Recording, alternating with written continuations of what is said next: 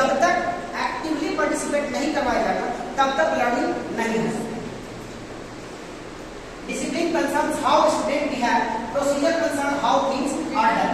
Discipline होता है कि स्टूडेंट कैसे बिहेव कर रहा है, किसी भी चीज को लेकर के बच्चों की का बिहेवियर क्या है, अगर टीचर से बात कर रहे हैं तो उनका बिहेवियर क्या है, या उनका टोन क्या है, या क्या वॉइस है, या किन वर्ड्स का वो यूज करते हैं, ये डिसिप्लिन में आता है। प्रोसीजर में आता है कि कैसे की जा रही है, बच्चों के द्वारा जो बातचीत की जा रही है उसका वे क्या है। ये ना कि डिसिप्लिन में क्या तुमको ऐसे ही बात करनी है, या टीचर्स के साथ जब भी बात करो तो एक मैनर वे बात करो, वो मैनर बच्चों को होना चाहिए, बट वो प्रोसीजर कैसे फॉलो किए। Discipline has penalties and rewards. Discipline में पेनल्टी और रिवार्ड हो सकती है कि अगर बच्चे डिसिप्लिन में ना रहे तो उनको पनिश भी किया जा सकता है, और अगर अच्छे से डिसिप्लिन में रहे तो उनको कुछ रिवॉर्ड भी दिया जा सकता है।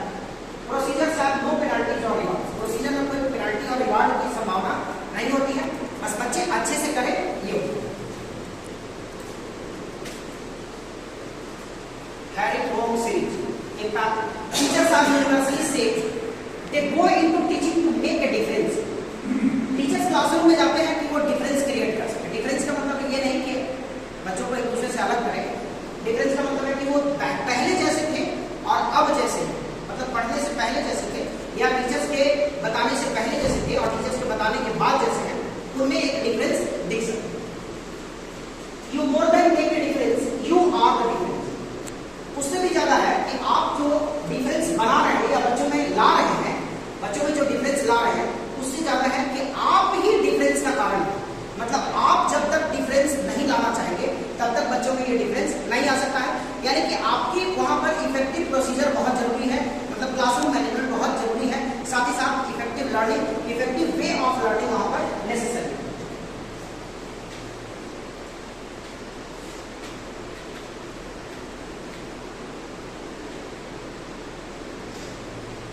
बेस्ट प्रैक्टिस, क्लासरूम मैनेजमेंट में बेस्ट प्रैक्टिस क्या हो सकता है? Best practice is the term used to describe what works in a particular situation और एनवायरनमेंट। इसमें सबसे बेस्ट प्रैक्टिस हो सकता है कि क्या क्या चीजें इफेक्टिव हो सकती है क्लासरूम में, किसी सिचुएशन में या किसी एनवायरनमेंट में कौन सा बात बहुत ज्यादा इफेक्टिव हो सकता है। इस बात पर डिपेंड करता है कि आप कौन सा मेथड वहां पर लगा रहे हैं। अगर किसी खास सब्जेक्ट को पढ़ा रहे हैं तो जरूरी नहीं है कि वहां पर केवल डेमोन्स्ट्रेशन मेथड या लेक्चर मेथड ही अप्लाई हो सकता है। वहां पर एक्टिव पार्टिसिपेशन, बच्चों का रोल वहां पर बढ़ जाए। अगर बच्चों को एक मूविंग वे में पढ़ाया जाए, हो सकता है वहां पर टीएलएम का यूज किया जा सके, टीचिंग लर्निंग मटेरियल्स का यूज किया जा सके। क्या हुआ सर? इस पर रिसर्च भी करना पड़ेगा और इस पर साइंटिफिकली बेस्ड मेथड पर भी हम लोग को थोड़ा ध्यान देना होगा। क्या रिसर्च करना होगा? क्लासरूम मैनेजमेंट से रिलेटेड जो इन्वायरमेंट वहां पर क्लास में क्रिएट हो रहा है उस पर भी रिसर्च करना पड़ेगा कि अगर ये इन्वायरमेंट आ रहा है हमारे सामने, ये सिचुएशन अगर आ रही है तो ये सिचुएशन क्यों सामने आ रही है। Integrated research and professional wisdom. Professional wisdom का मतलब है कि आप अपनी बुद्धि विवेक का भी वहां पर इस्तेमाल कर सकते हैं। जरूरी नहीं है कि वहां पर एक हार्ड एंड फास्ट रूल हो कि क्लासरूम में इस तरह का अगर इन्वायरमेंट क्रिएट हो रहा है तो वहां पर आपको अपने विजडम से यानी कि अपनी बुद्धि विवेक का इस्तेमाल करके भी उन सिचुएशंस को हैंडल करना है। Teachers believe all students can learn.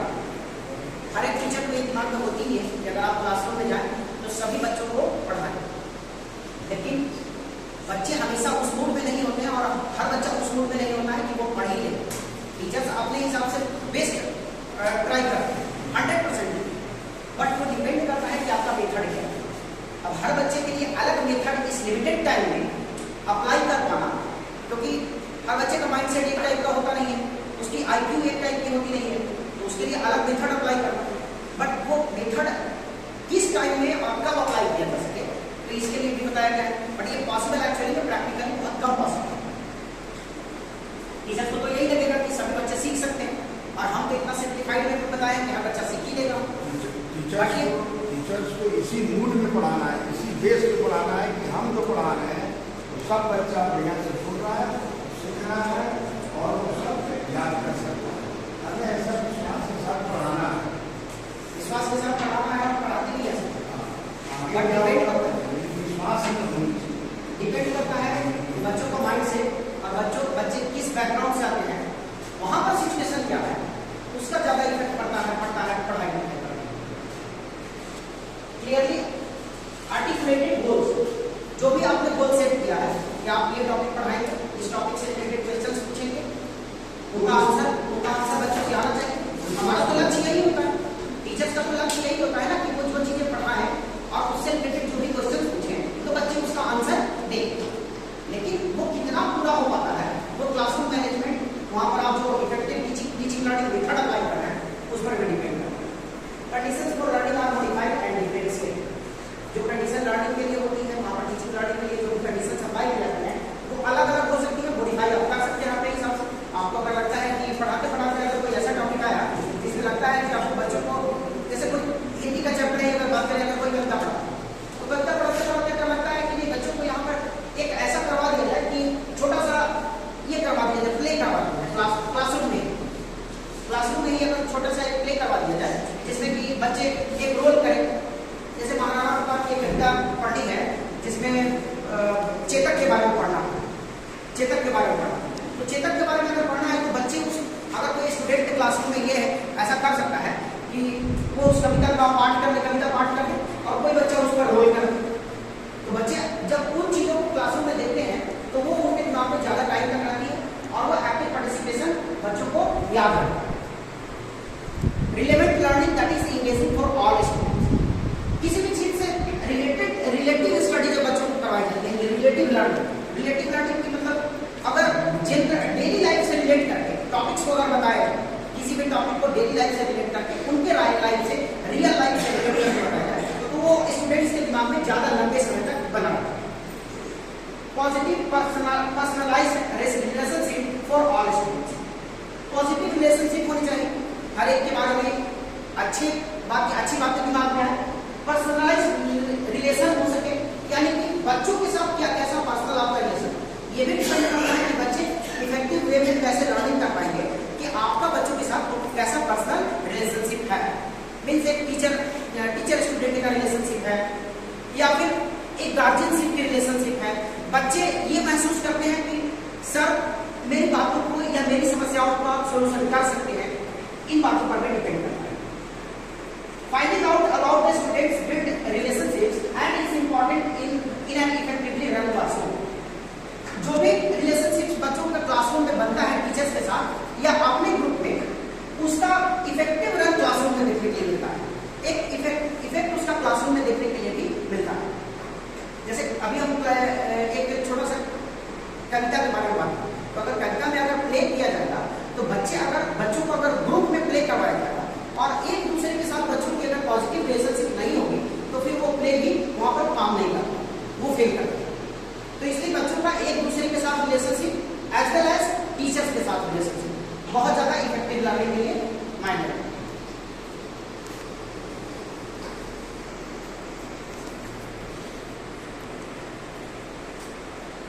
Continuous improvement का मतलब है कि लगातार बच्चों में कुछ ना कुछ इंप्रूवमेंट होनी चाहिए। आइदर वो एकेडमिक हो, वो क्लासरूम मैनेजमेंट से रिलेटेड हो, या एक्टिव पार्टिसिपेशन से मतलब हो, या करियर से रिलेटेड हो। Classroom and individual mission statements, classroom या फिर इंडिविजुअल मिशन स्टेटमेंट्स हो सकता है। टीचर्स का रोल यहाँ पर बढ़ जाता है कि आप ऐसे होल क्लासरूम के लिए आप अपना स्टेटमेंट दे सकते हैं या किसी खास स्टूडेंट के लिए भी अपना स्टेटमेंट हो सकता है किसी बच्चे को खास किसी पर्सनल कोई प्रॉब्लम हो या किसी टॉपिक से रिलेटेड प्रॉब्लम हो या करियर से रिलेटेड प्रॉब्लम हो, या वो ये समझना चाहता हो कि आगे हमारा कैरियर इसमें कैसे बेटर हो सकता है, इससे रिलेटेड हो सकता है। तो आपकी स्टेटमेंट एज ए होल भी हो सकती है और इंडिविजुअल स्टेटमेंट भी हो सकती है। Classroom and individual miserable goals, classroom and individual miserable goals, इसका मतलब है कि क्लासरूम का भी कुछ गोल हो सकता है। क्लासरूम में गोल क्या हो सकता है? एक टीचर के लिए क्लासरूम में तो यही गोल हो सकता है कि वो जो पढ़ाया जाए, जो बच्चों को सिखाया जाए, वो सभी बच्चे ढंग से सीख पाए और फिर अपना परफॉर्मेंस दे पाए, एग्जाम में बेटर कर सके, या जब भी कोई फंक्शन हो या परफॉर्मेंस हो या एग्जामिनेशन की बात आए या फिर किसी भी तरह का करियर वाइज में अगर बात आए तो उसमें अपना बेस्ट दे सके। Student related ground rules, students के द्वारा भी कुछ रूल्स बनाए जा सकते हैं। स्टूडेंट्स के द्वारा रूल्स क्या बनाया जा सकता है कि अगर किसी तरह की कोई प्रॉब्लम हो सकती है होगी क्लासरूम में तो बच्चे आपस में उसको सॉल्व करेंगे। हो सकता है कि अगर किसी खास सब्जेक्ट से रिलेटेड किसी बच्चे को problem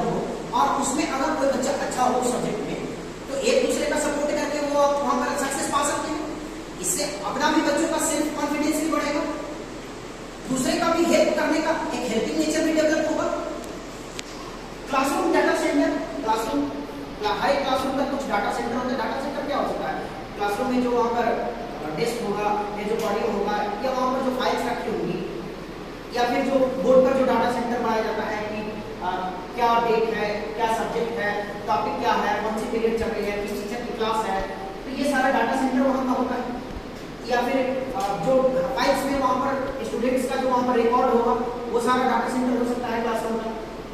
student data folder, student के डाटा के लिए कुछ फोल्डर्स हो सकते हैं, यदि अगर स्मार्ट क्लास हो तो वहाँ पर डाटा फोल्डर बनाई जा सकती है, या फिर अगर हो सकता है स्मार्ट क्लास अगर ना भी हो तो वहाँ पर फाइल्स तो हो ही सकती है। फाइल्स में जैसे अभी कुछ दिन पहले सारी क्लासेस का डायरी का फर्स्ट पेज और थर्ड पेज फिल करवाया, फिर उसको टीचर्स रिसीव किए, उसको एक फाइल में अरेंज, तो ये सारा डाटा सेंटर का पार्ट है। स्टूडेंट डेट कॉन्फ्रेंस, स्टूडेंट के द्वारा भी कॉन्फ्रेंस ऑर्गेनाइज किया जा सकता है क्लासरूम में। जैसे अभी जवाहरलाल यूथ कॉन्फ्रेंस होता है, शायद आप लोग उसके बारे में जानते होंगे, जवाहरलाल नेहरू यूथ कॉन्फ्रेंस। उसमें बच्चों के द्वारा एक वैसा ही मॉडल क्रिएट किया जाता है जो कॉलेज स्टूडेंट्स होते हैं, कॉलेज स्टूडेंट्स के द्वारा एक माहौल क्रिएट किया जाता है, जैसा कि असेंबली में होती है, लोकसभा राज्यसभा, वहाँ पर स्पीकर भी होते हैं, उनमें से ही कोई एक स्पीकर होता है और सभी अपनी बातों को वहाँ पर रखते हैं, इस पर डिस्कशन होती है, चर्चा होती है। तो इस तरह का कॉन्फ्रेंस स्कूल लेवल पे इस तरह का कॉन्फ्रेंस तो पॉसिबल शायद ना हो सके, लेकिन किसी टॉपिक से रिलेटेड वहाँ पर कॉन्फ्रेंस ऑर्गेनाइज की जा सकती है, ग्रुप डिस्कशन ऑर्गेनाइज की जा सकती है। इससे बच्चों की थिंकिंग स्किल डेवलप होगी, उनका उनमें बोलने की कैपेसिटी डेवलप होगी। Quality tools and previously plan do study eight, quality tools में क्या हो सकता है? क्वालिटी टूल्स में हो सकता है कि टीचिंग लर्निंग मेथड जो मेथड मटेरियल्स है उसका इफेक्टिव यूज कैसे हो सकता है। टीचिंग लर्निंग मटेरियल्स में आपका ऑडियो विजुअल भी आता है, ऑडियो भी आता है, जैसे स्मार्ट क्लास का यूज करके, प्रोजेक्टर का यूज करके, इसमें आप विजुअल भी दिखा सकते हैं, अगर आप चाहें तो ऑडियो भी इसमें चला सकते हैं, अगर केवल ऑडियो, अगर ऑडियो विजुअल दोनों दे सकते हैं तो दोनों का ऑप्शन है, या फिर ये हो सकता है कि विजुअल आप अपना विजुअल इसका यूज करें और ऑडियो आपका। जनरली ये मेथड जो है कि विजुअल आप दिखाएं और ऑडियो आपका हो, यानी आप अपनी लैंग्वेज में सिंप्लीफाइड लैंग्वेज में बच्चों को बताएं, ये ज्यादा इफेक्टिव है। इसके बाद प्लान डू स्टडी एक्ट, सबसे पहले तो प्लानिंग करनी होगी, कौन सा टॉपिक पढ़ना है, उनमें क्या, उस टॉपिक पे क्या क्या बातें जो मेन पॉइंट्स हो सकती हैं उसका, उसके बाद उनको करना है, उनकी पढ़ाई करनी है तो उनको रीड करना है, उसके बाद स्टडी करना है, रीड करने के बाद स्टडी करना है, उनका अपनी एक थिंकिंग डेवलप करनी है और उसके बाद एक्ट करना है। Learning occurs only when students are actively engaged and in control of their own learning. Learning तभी पॉसिबल हो सकती है जब बच्चे उसमें एक्टिवली पार्टिसिपेट करेंगे। बच्चे अगर एक्टिवली पार्टिसिपेट नहीं करेंगे तो लर्निंग पॉसिबल नहीं, फिर वो पैसिव लर्निंग हो जाएगी कि बच्चे बैकग्राउंड माइंड में पढ़ाई तो कर रहे हैं बट वो उसको अपने अंदर नहीं ला रहे, बस वो पढ़ रहे भूल जा रहे। जैसे अभी एक स्टेटमेंट था कि teach me and I will forget. Effective teachers know what the research tells us is most effective. Effective teachers use proven research-based practices. Effective teachers का क्या है? Research tells us is the most effective. जो research हमें बताती है वो बातें इनके लिए ज्यादा इफेक्टिव होती है। जो बातें प्रूव्ड है, साइंटिफिकली जो बातें प्रूव्ड है वो इन बातों में ज्यादा मैटर करता है। Effective teachers use proven research-based practices. जो प्रूव्ड प्रैक्टिस है, कैसे आप बच्चों का जो लेवल है उसको इनहांस कर सकते हैं, इंक्रीज कर सकते हैं, ये बातें जो प्रूव होती है उनको अप्लाई करना क्लासरूम में जरूरी है। Why could you do otherwise, या फिर कोई और हम क्यों करें जब हमारे पास जो बातें प्रूव है और जो हम लोगों के लिए फायदेमंद साबित हो रही है, तो फिर हम ऐसा उसमें और कोई चेंजिंग क्यों? द इफेक्टिव टीचर क्या हो सकता है, कैसे हो सकते हैं? Uses effective practices focused on student achievement. Effective practices का मतलब है कि बच्चों का अचीवमेंट कितना हुआ या कितना उनमें ग्रोथ हुआ या क्या उनमें डिफरेंस आया। डिफरेंस आने का मतलब है कि पढ़ाई से पहले और पढ़ाई के बाद क्या डिफरेंस है। पढ़ने से पहले उनमें जिस टाइप का थिंकिंग था, उनका माइंडसेट था, क्या उनके माइंडसेट या उनके थिंकिंग में कोई चेंजिंग आया? is an innovative planner or and exceptional classroom manager. Effective teacher क्या होता है? इनोवेटिव प्लानर होता है। इनोवेटिव प्लानर का मतलब कुछ न कुछ नया लाना, कुछ न कुछ अपनी थिंकिंग से डेवलप करना, कुछ नया लाना। ऐसा नहीं कि जो पुराने टाइम में या लंबे समय से जो चलता आ रहा है पैटर्न को फॉलो करना चाहिए। अगर कुछ नया आएगा तो उसमें बच्चों का इंटरेस्ट भी बढ़ेगा, मॉडिफिकेशन होते रहना चाहिए। Exceptional classroom management, exceptional classroom management का मतलब है कि हर बार कुछ नया अपना लेकर ताकि बच्चों का इंटरेस्ट बना रहे। सर आए हैं तो कुछ नया देखने के लिए आज क्लासरूम में मिलेगा या कुछ नया सीखने के लिए मिलेगा, बच्चों की क्यूरियोसिटी बनी रहेगी। Is an adaptive critical thinker and competent problem solver.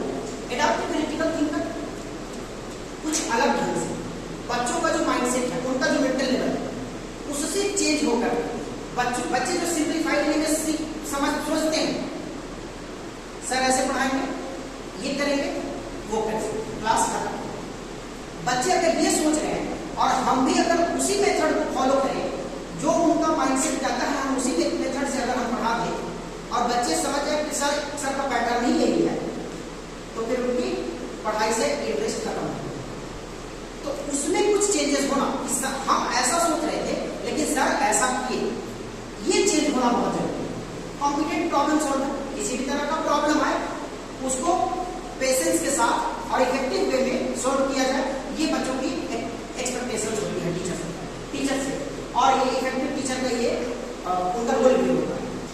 Represent the greatest asset of A school, school का आप ग्रेटेस्ट एसेट है, आप लाइबिलिटी नहीं है, बोझ नहीं है, आप एक एसेट हैं। इस तरीके से आपको थिंक करना है और एक्ट भी करना है वैसे। Stand in the shoes of activity, इस लाइन का मतलब कोई अगर बताना चाहे, stand in the shoes of activity.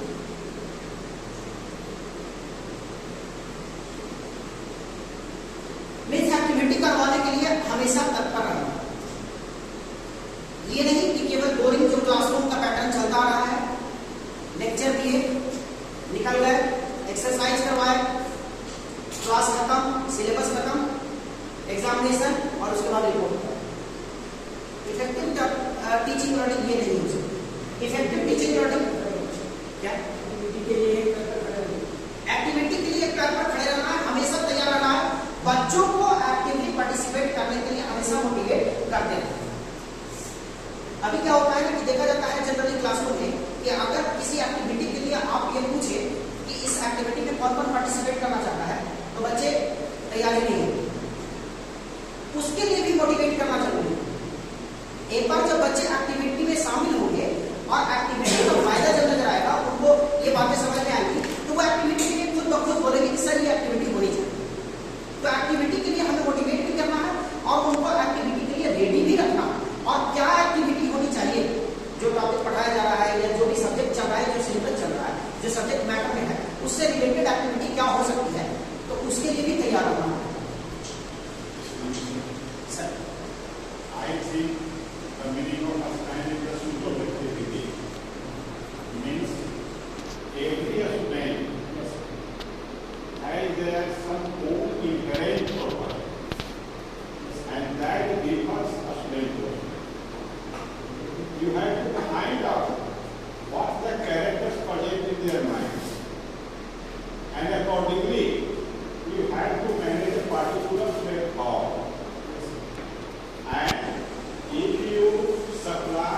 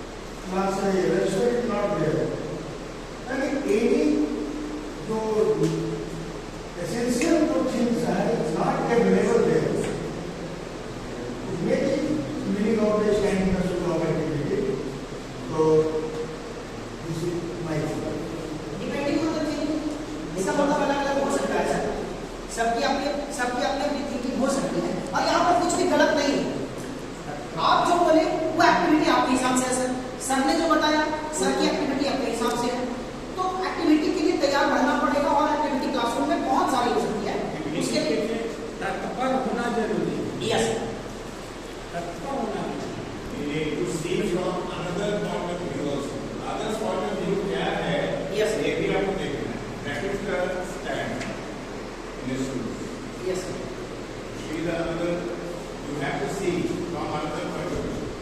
उनके point of view से भी आपको देखना है. Yes. That is the meaning.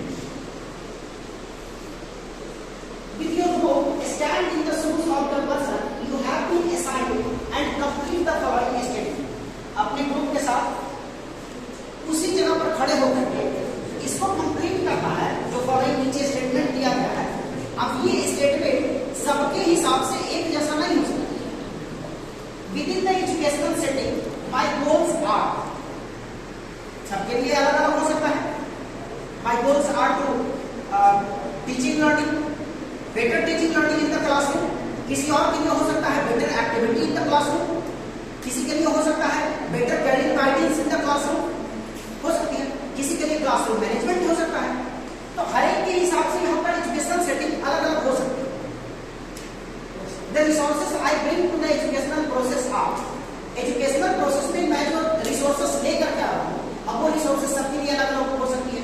बेटी किसी के लिए मॉडल हो सकता है, किसी के लिए मैप हो सकती है, किसी के लिए टूल्स हो सकता है, मैथमेटिकल टूल्स है जैसे कि आप यूज करते हैं क्लासरूम में बोर्ड वगैरह पर कंस्ट्रक्शन वर्क के लिए, किसी के लिए लेबोरेटरी हो सकती है, तो किसी के लिए हो सकता है गार्डन टीचिंग अच्छी हो, ओपन क्लासरूम।